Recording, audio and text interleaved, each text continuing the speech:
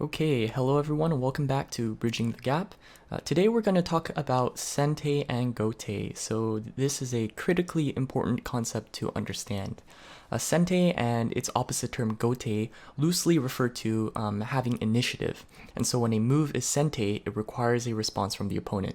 Likewise, a sequence ending in Sente means that the player who initiated it retains the first move coming out of the sequence. So this all goes back to the concept of efficiency. You need to recognize when you don't need to respond to an opponent, otherwise you're just responding to them the entire time, and they get to dictate the flow of the game and take all the points that they want.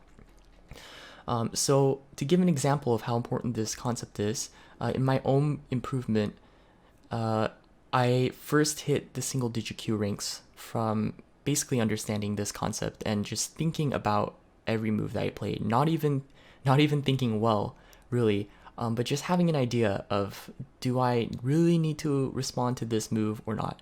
And if you don't understand this, you end up playing what we call puppy go, where you just follow your opponent around the entire board the entire time. And again, playing like that is not, like the worst thing in the world, but if your opponent gets all the points they want, then the odds are, if they have a half decent strategy, they're going to win the game. So let's take a look here at an example of a Sente move. So white playing here, is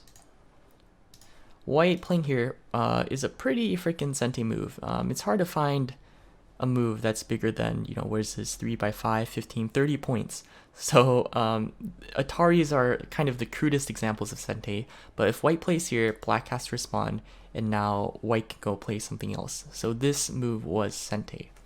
Likewise, if white were to play here, this is not Sente. This is what we call a Gote move.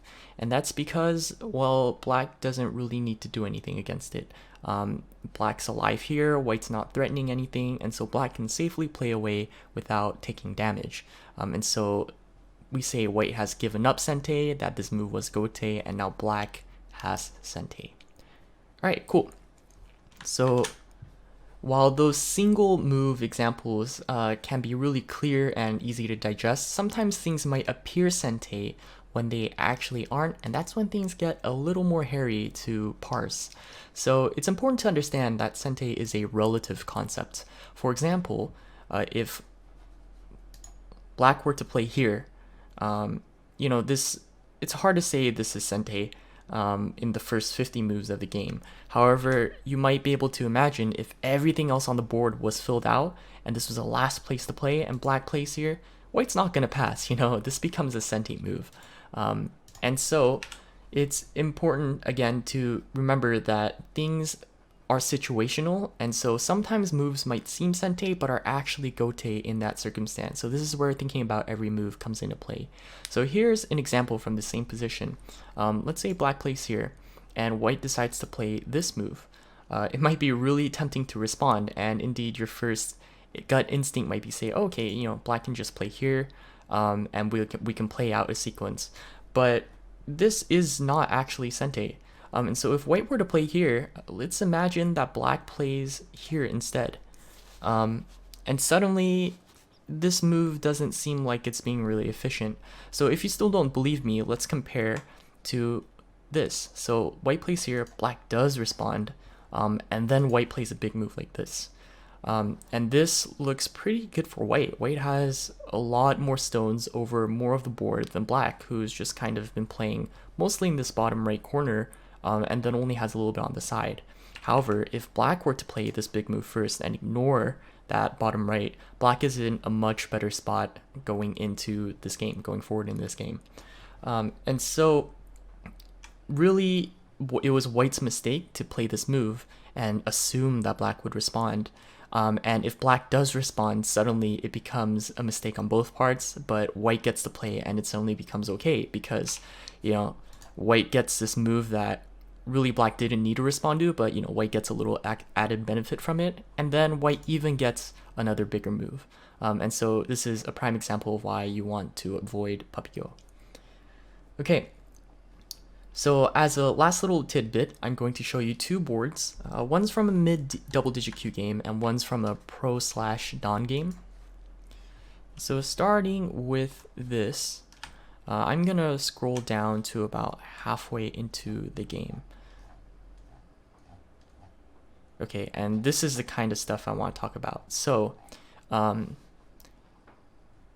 these guys, one of which is me, you can see there are long stretches of play just here, when for white, really that doesn't gain anything, and white would have been much better off, even before playing all this and giving black a massive wall, just like playing in here, or playing in here, or anything else, rather than, you know, collectively deciding to just give black a massive wall. And so this is, again, the pitfalls of Puppy Go.